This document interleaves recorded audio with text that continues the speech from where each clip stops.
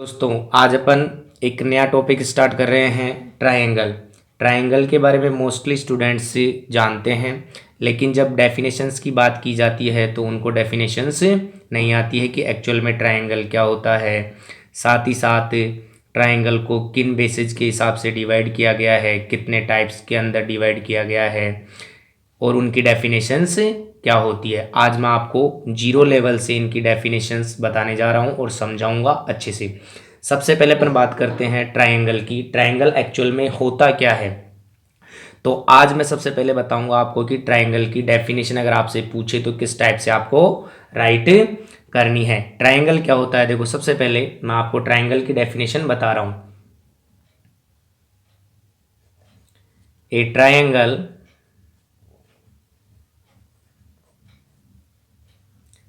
is a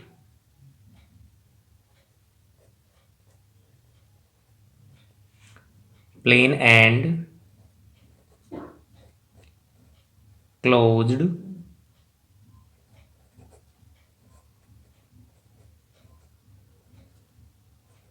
figure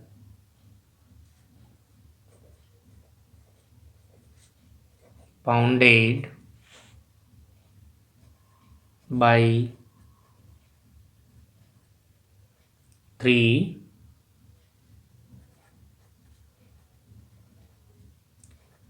straight line segments.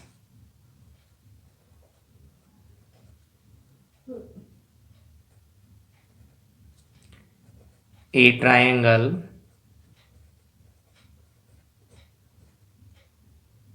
is denoted by Greek letter delta.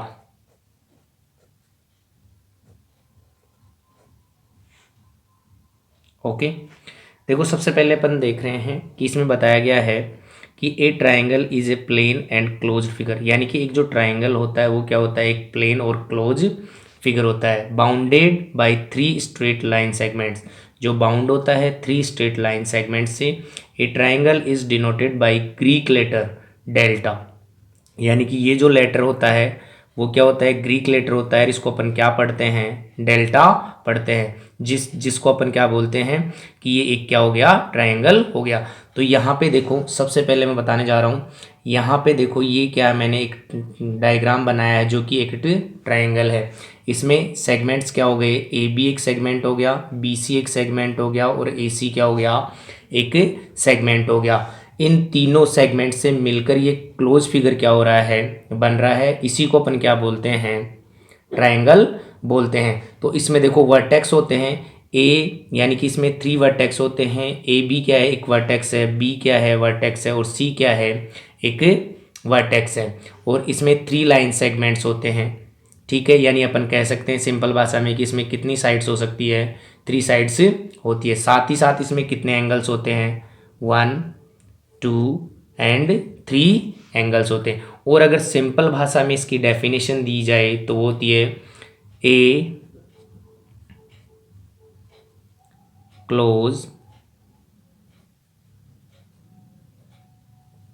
Figure by three line segment is called a triangle। अगर मान लो ऊपर वाली definition आपको नहीं आई तो अपन ये भी दे सकते हैं। इसके बाद में अपन बात करते हैं ट्रायंगल्स के टाइप्स के बारे में, यानी कि इनको किन किन बेसिस के माध्यम से डिवाइड किया गया है। तो सबसे पहले आता है अपने पास में types of A triangle based on their sides, यानी कि साइड्स के अकॉर्डिंग ट्रायंगल कितने टाइप्स के होते हैं। सबसे पहले आता है अपना स्केलन ट्रायंगल। स्केलन ट्रायंगल को मैं पहले आपको समझा देता हूँ कि स्केलन ट्रायंगल एक्चुअल में होता क्या है। जैसे मान लो मैंने ये ट्रायंगल बनाया है, ABC। और स्केलन का मतलब होता है कि सभी साइड्स की वैल्यू जो है यानी कि जो लेंथ होगी वो क्या होगी, अलग अलग होगी। जैसे मान लो ये है 3 सेंटीमीटर, ये मान ली मैंने 4 सेंटीमीटर, और ये क्या मान ली मैंने 5 सेंटीमीटर। तो यहाँ पे अपन बात कर रहे हैं स्केलन की, तो यहाँ पे तीनों साइड्स की जो लेंथ होगी वो क्या होगी, अलग अलग होगी। अगर अगर मान लो किसी ट्रायंगल की तीनों साइड्स क्या होती है, अलग अलग होती है, तो अपन उसे क्या बोलते हैं, स्केलन ट्रायंगल बोलते हैं। अब स्केलन ट्रायंगल की डेफिनेशन क्या होती है, बिल्कुल सिंपल सी डेफिनेशन है, देखो। A scalene triangle is a triangle in which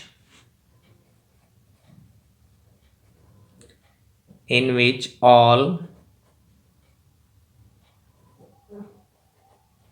sides are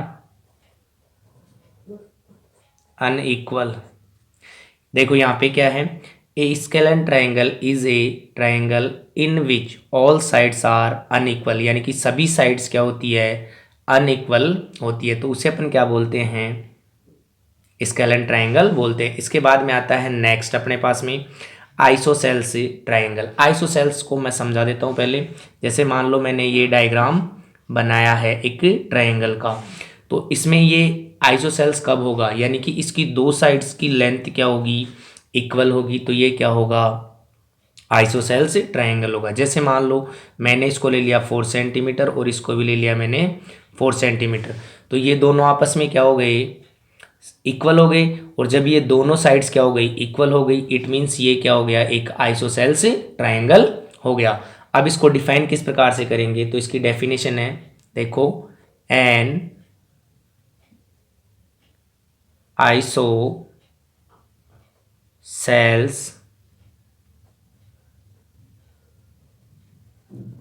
triangle is a triangle in which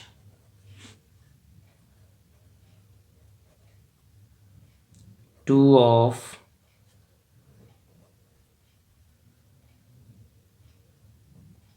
its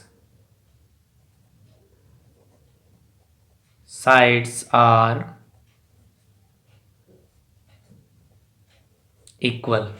यानी कि कहने का मतलब ये है कि एक ऐसा ट्राइंगल जिसकी टू साइड्स क्या होती है, इक्वल होती है, वो क्या होता है, आइसोसेल्स ट्राइंगल होता है। इसके बाद में अपन चलते हैं थर्ड टाइप पे। देखो थर्ड टाइप पे है इक्विलेटरल ट्राइंगल। इक्विलेटरल ट्राइंगल क्या होता है, मैं इसके बारे में भी आपको पहले समझा देता हूँ। तो देखो सबसे पहले ए बी सी, ये मैंने क्या किया है, डायग्राम बनाया है, यानी कि यहाँ पे इसकी तीनों साइड्स क्या होगी, इक्वल लेंथ की होगी। ठीक है, यानी जैसे मान लो ये मैंने लिया है 3 सेंटीमीटर, तो ये भी क्या हो गया 3 सेंटीमीटर, और ये भी क्या हो गया 3 सेंटीमीटर हो गया। यानी कि ऐसा ट्राइंगल जिसकी तीनों साइड्स की लेंथ क्या हो, इक्वल हो, तो वो क्या होता है, इक्विलेटरल ट्राइंगल होता है। अब इसको किस प्रकार से डिफाइन किया जाता है, साथ ही साथ देखो मैं इसकी डेफिनेशन आपको बताने जा रहा हूँ, तो अच्छे से समझना इसको। An equilateral triangle is a triangle in which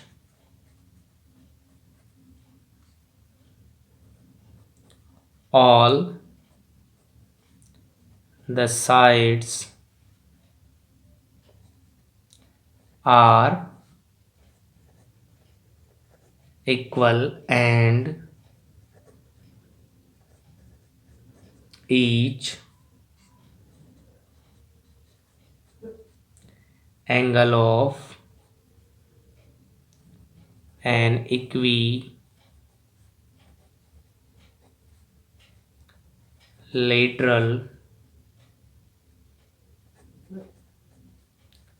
triangle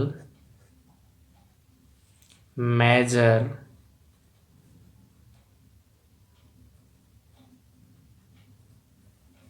60 degree. यानी कि यहाँ पे तीनों साइड्स तो क्या होती है, इक्वल होती है, और साथ ही साथ इसके जो तीनों एंगल्स होते हैं उनकी वैल्यूज़ क्या होती है, इक्वल होती है। जैसे मान लो यहाँ पे वैल्यू जो होती है वो क्या होती है, 60 डिग्री होती है। अगर ये 60 डिग्री का है तो ये भी क्या होगा, 60 डिग्री का होगा, और ये भी क्या होगा, 60 डिग्री का होगा। यानी कि ये सभी एंगल्स क्या होते हैं, सेम डिग्री के होते हैं। इसके बाद में अपन चलते हैं आगे। तो अपने पास में आता है types of triangle based on their angles, यानी कि एंगल्स के बेस पे ट्राइंगल को कितने टाइप्स पे डिवाइड किया गया है। तो इसमें भी 3 टाइप्स पे डिवाइड किया गया है। तो सबसे पहले आता है राइट एंगल ट्राइंगल, यानी कि एक ट्राइंगल राइट एंगल्ड ट्राइंगल कब होता है। तो सबसे पहले मैं आपको बता देना चाहता हूँ सिंपल भाषा में, ए बी सी मैंने एक क्या बनाया है, ट्राइंगल बनाया। अगर मान लो किसी ट्राइंगल के अंदर एक एंगल की वैल्यू क्या हो, 90 डिग्री हो, तो वो क्या होता है, एक राइट एंगल ट्राइंगल होता है। तो इसको डिफाइन किस प्रकार से करेंगे अपन, देखो, a right angle triangle is a triangle in which